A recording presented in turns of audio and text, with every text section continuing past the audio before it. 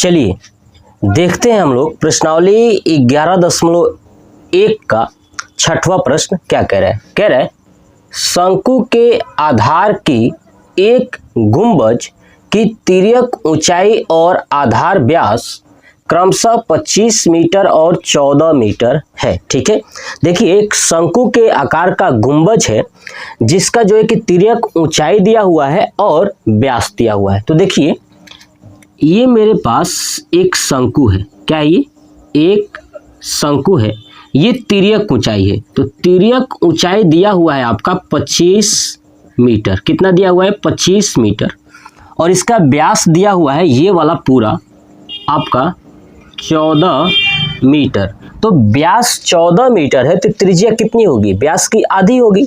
आई बात समझ में? ठीक है, अब देखिए तो इसकी वक्र पृष्ठ पर 210 रुपये प्रति 100 मीटर स्क्वायर की दर से सफेदी कराने का व्यय ज्ञात कीजिए।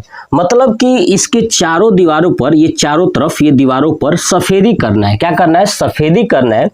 तो बताना है कि अगर 100 मीटर स्क्वायर सफेदी किया जाता है तो 210 रुपया खर्च आता है, तो टोटल इसको सफेदी करने के लिए कितना खर्च आएगा। तो सबसे पहले इस शंकु का वक्र पृष्ठ ज्ञात करेंगे। क्या ज्ञात करेंगे? वक्र पृष्ठ ज्ञात करेंगे। तो देखिएगा क्या करना है। सबसे पहले क्या लिखूंगा कि गुंबज की तिर्यक ऊंचाई, और तिर्यक ऊंचाई को L से दिखाते हैं, बता चुका था, और ये है आपका 25 मीटर। क्लियर? चलिए उसके बाद व्यास दिया हुआ है तो लिखूंगा व्यास बराबर 14 मीटर। तो व्यास को 2r से दिखाते हैं, तो 2r बराबर 14 मीटर। तो r बराबर हो जाएगा 14/2, भाग करेंगे तो हो जाएगा 7 मीटर, यानी r का मान आ गया 7 मीटर। ठीक है, अब क्या निकालेंगे? गुंबज का वक्र पृष्ठ। क्या निकालेंगे? गुंबज का वक्र पृष्ठ। लिखूंगा गुंबज का वक्र पृष्ठीय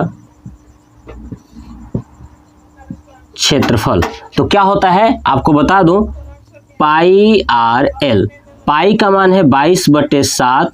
ठीक है, आर का मान आपका 7 रखना है, और एल का मान तिर्यक ऊंचाई दिया हुआ है 25 है ना। 7 से 7 कैंसिल हो गया, तो ये हो जाएगा 22 × 25 मीटर स्क्वायर। क्यों? क्योंकि क्षेत्रफल है।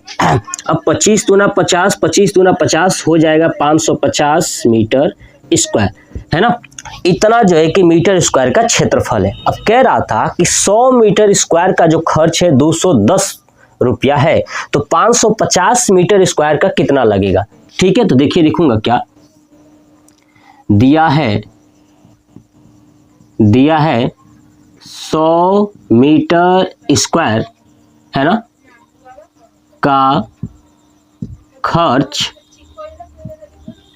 सफेदी करने के लिए रुपया 210 है। आई बात समझ में?